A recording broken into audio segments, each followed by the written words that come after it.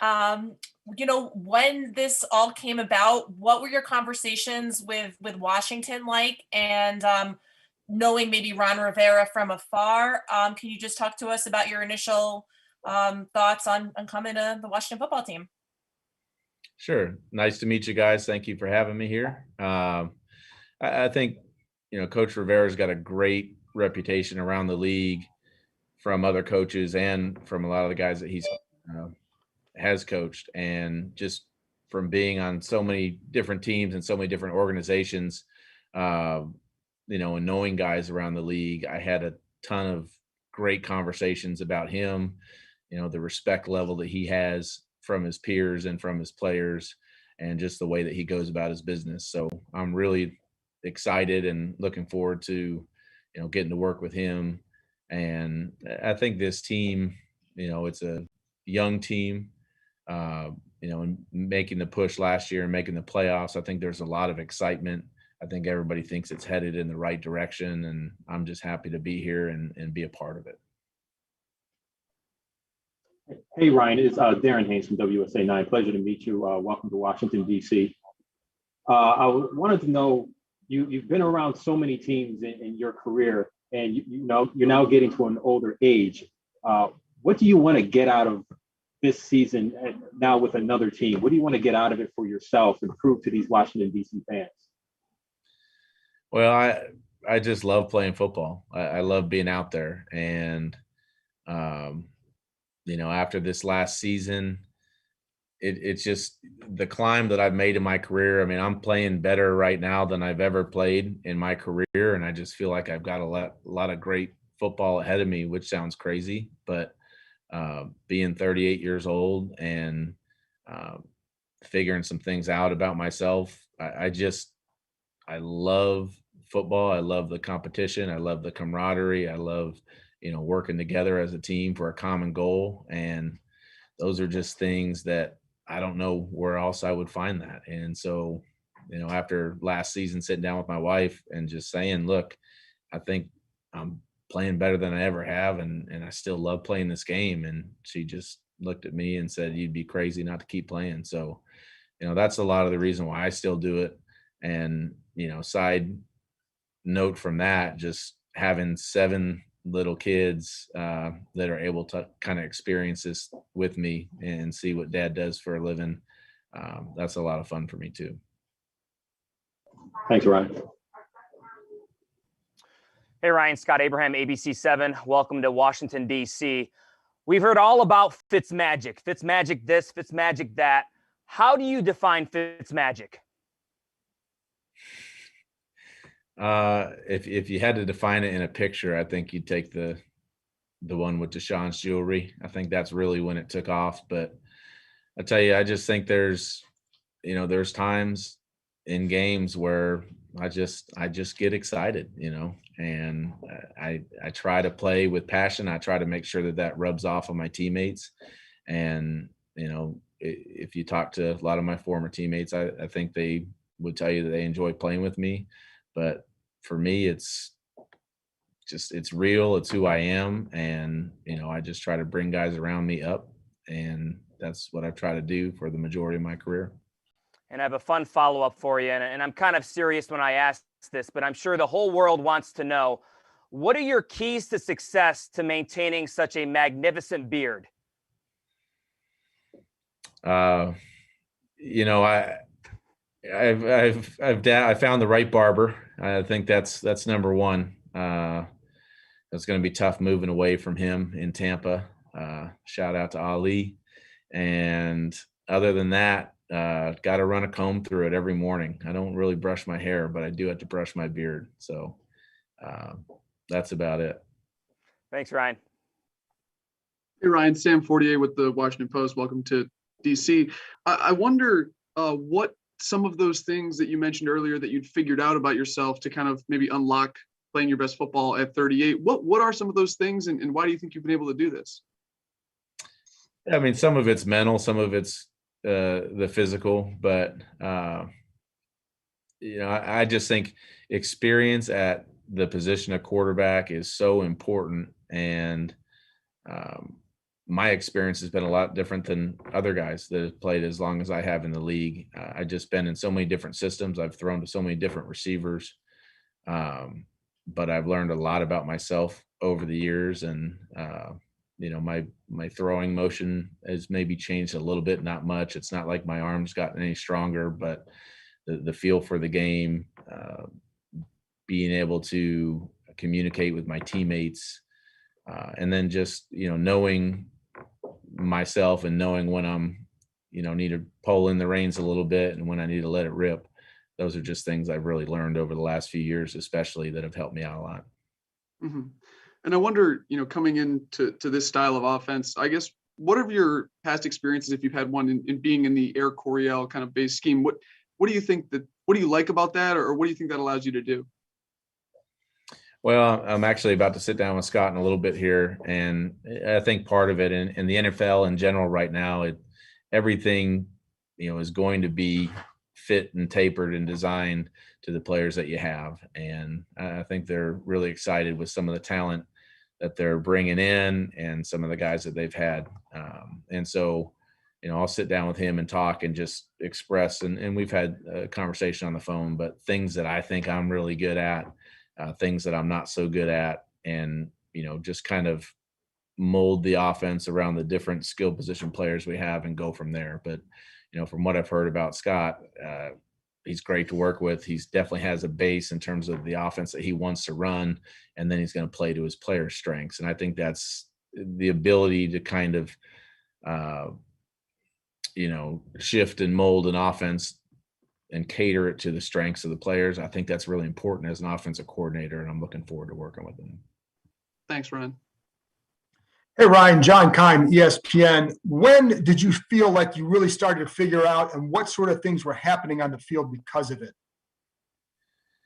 I think, when I look at my career, I think 2014, when I got with Bill O'Brien in Houston and George Godsey as my quarterback coach, that was a turning point in my career, and they helped me see the game in a different way. And since then, I just feel like I've become a much better player. 2016 was a rough year for me for a lot of different reasons, but from 14 on, I just feel like I've gotten better every single year, and I had a chance to learn in a couple different offenses from a couple different coordinators and coaches, and I just continue to incorporate things that I like about different offenses and things that I've grown to like about myself into my playing experience every year, and it's really helped me. And is it hard, knowing that and feeling like you are where you're at, is it hard to have to keep changing teams and systems to kind of, to be, what I mean? Like to have to get back up to that point where you can do what you want to do? Because it's me. I mean, that's part of my story. Part of my story is, skipping around to different teams and, just trying to instill belief and trying to just show that passion to these guys. And, in Miami, it was getting some guys that maybe didn't believe in themselves before to believe in themselves, to know that they're good players. And those are the things that I love as a quarterback, being able to do. So I'm really excited. Every time I go to a new place, it's just a new opportunity. It's just a new adventure, a new journey for me. And I kind of get to reinvent myself every year on a new team, and I have to prove myself again. I have to earn the respect of the guys. And so those are the things that get me really excited about this game. And for this opportunity in particular, it's the same thing it's been my whole career. I'm going to have to go out there. I'm going to have to earn it. I'm going to have to earn guys' respect by the way that I play, by the way that I prepare, by the way that I present myself every single day. And I'm looking forward to doing that. Thank you, Ryan. Hey, Ryan, it's Steve Finley with NBC Sports. I wanted to ask you, when you were approaching free agency, you had a lot of options, I'm guessing, and you've been a lot of places. How did Washington stand out as a landing spot for you?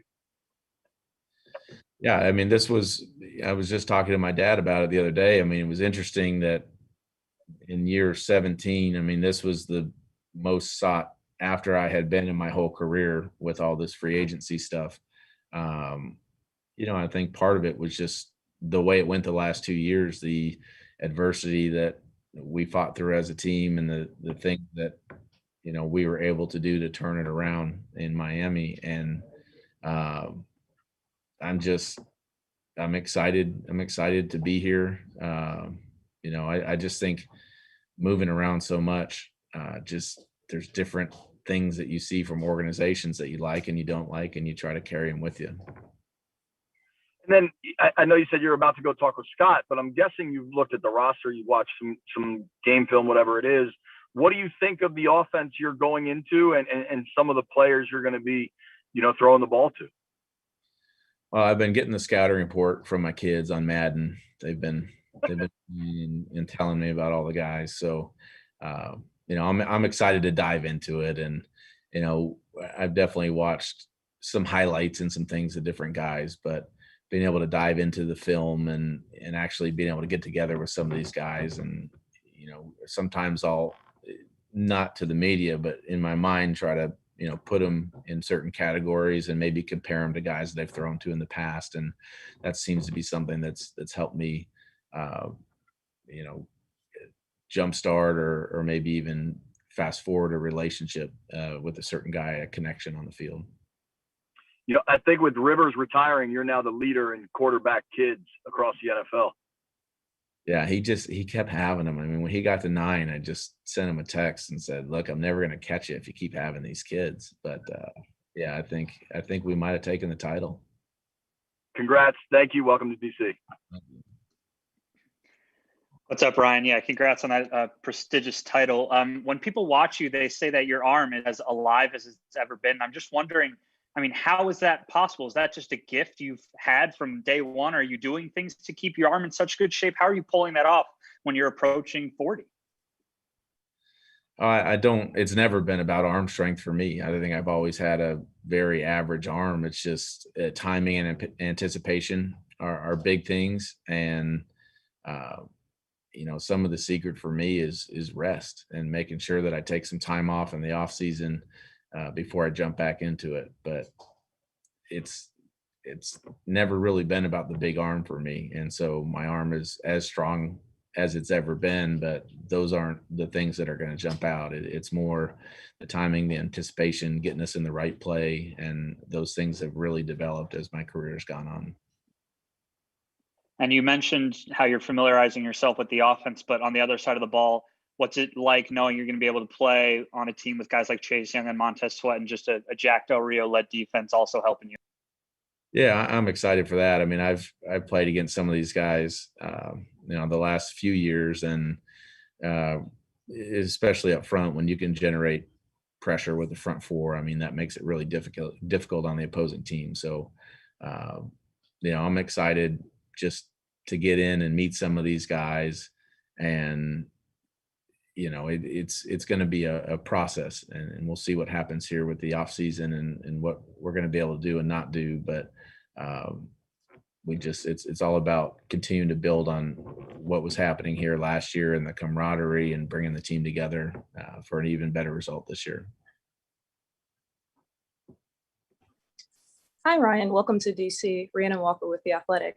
You mentioned the timing and the anticipation as a part of the big elements in your game, and that's something that you can kind of see with Scott Turner's offense. What are some of the things that people can expect with you playing in this offense, or what are some things that you expect this offense to be able to do when you were thinking about signing here, just some of the visions you may have had for the future? Well, I think, my style of play, I'm going to give my guys chances. I am not a guy that's going to sit there and be afraid to throw the ball down the field. I'm going to try to make the right plays, but if I've got a chance and I believe in my guy one-on-one, I'm going to give him a chance. And I think, guys like playing with me because of that. I'm able to instill confidence in guys because I give them those opportunities. And just kind of playing with that absence of fear, I think goes a long way. And, it's one of the reasons I still play too, is I love doing it. I love giving guys chances, and that style of play at quarterback is going away a little bit. And then my follow-up is you worked with Ken Zampese when you were both in Cincinnati in 2007, 2008. And I was actually just curious, what were, outside of, the fact that Washington is a team on the rise, as you said, a team that just made the playoffs, what are some other factors that may have factored in? I don't know, did Ken Zampese being here possibly help with the decision, or was there any conversation between the two of you all? Yeah, actually, just saw him before I walked in here, and we've been friends for a long time. We've kept up. I mean, he's one of the first coaches that I had that really taught me about X's and O's. I learned so much from him in the 2 years that I was in Cincinnati. So I'm excited to reunite with him. But it's just this opportunity, I think, is a great opportunity, and it's one where I've got a chance to be out there on the field playing, and that was the biggest thing that I wanted. Thank you, Ryan. Appreciate it, and welcome again.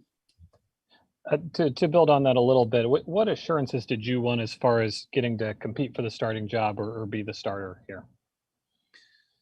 Just a chance. I mean, that's all I've asked for my whole career. I just want a chance to, have the opportunity to compete.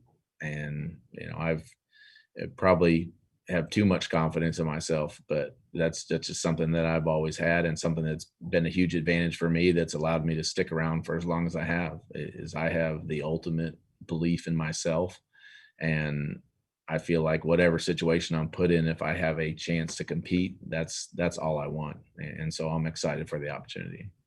And I do want to ask, because I have 2 kids in virtual school and it's a mess. How do you deal with 7 kids in virtual school?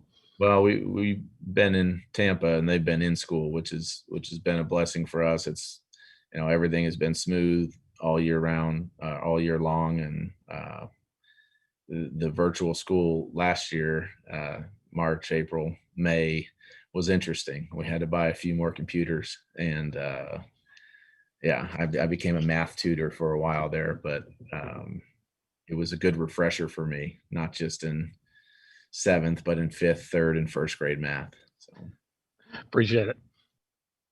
Hey Ryan, this is Matt Paris from the Washington Times. Just curious on what is your drive like to make the playoffs? You've been close a couple of times.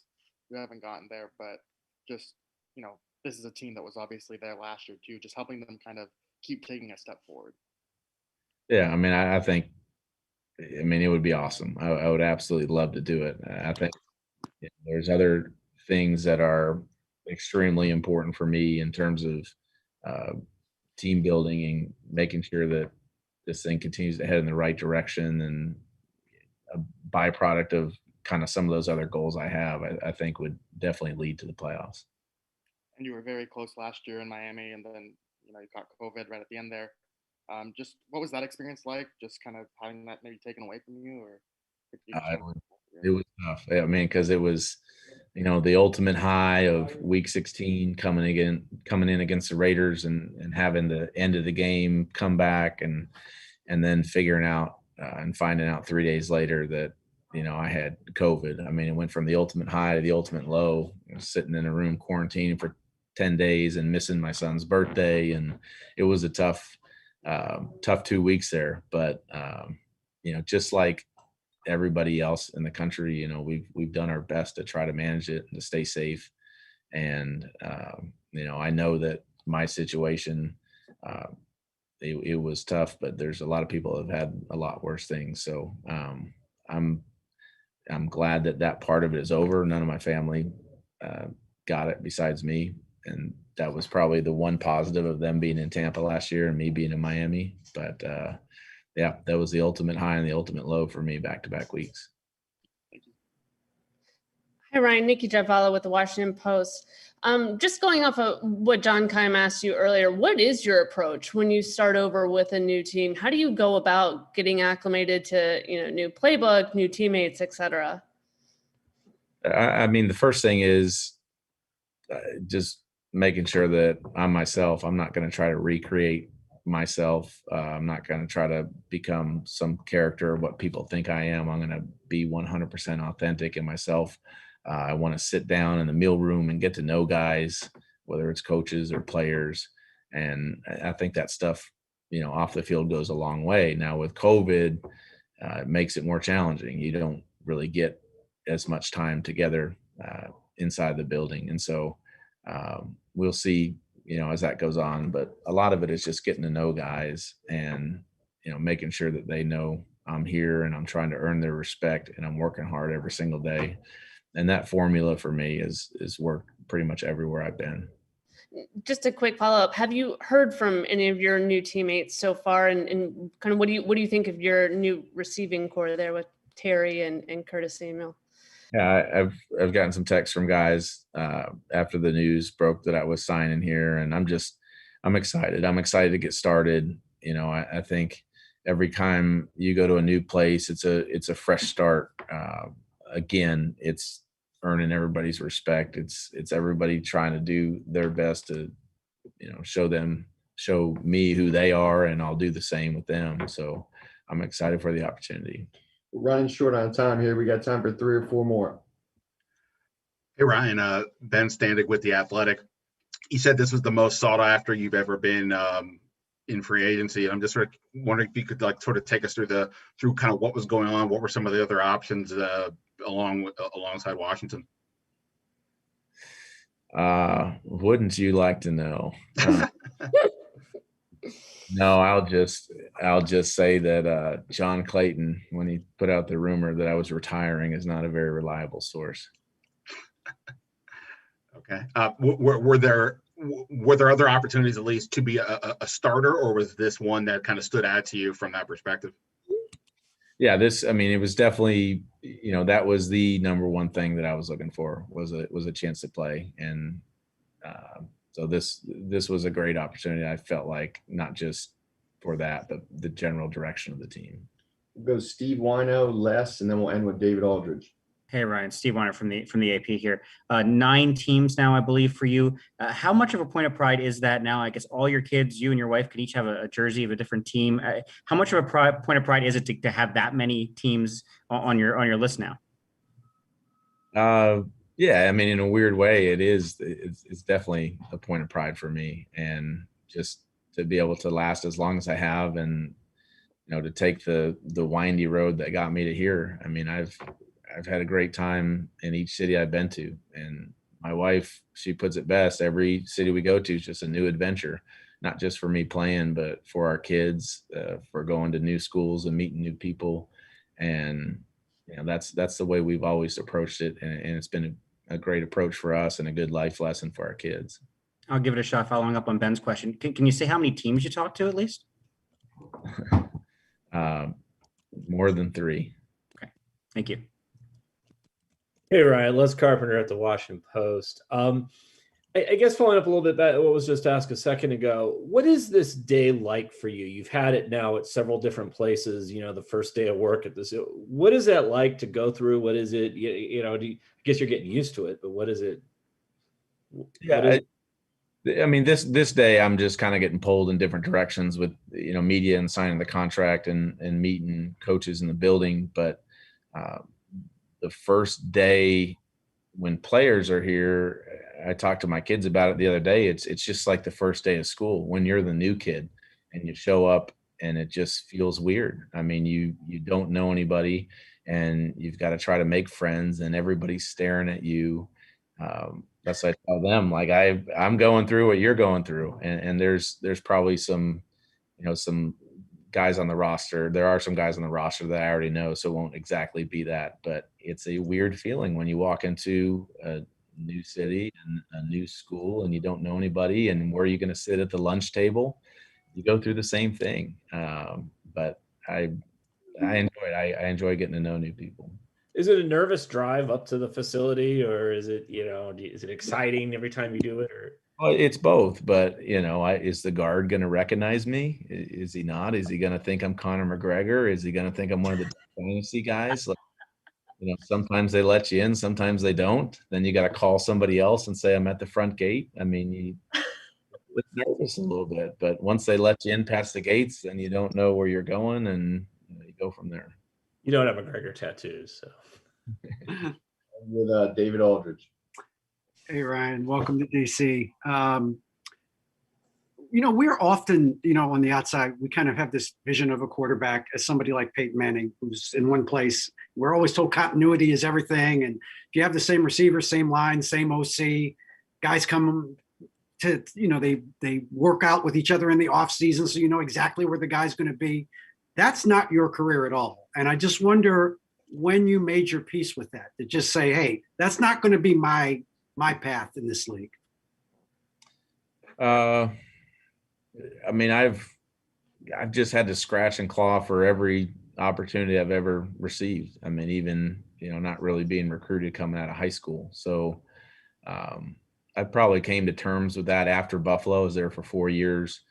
After I left Buffalo, jumping to Tennessee and Houston, I just think I came to terms with the fact that my career was going to be a lot different than other guys. And I learned to embrace that. I learned to embrace the challenge of going from team to team and trying to get up to speed as fast as possible. And it's something that I take a lot of pride in. I mean, for the guys that have been in one place for the whole career, and the timing and the comfortability and all that, I take a lot of pride in being able to do what I do and be successful jumping around from team to team.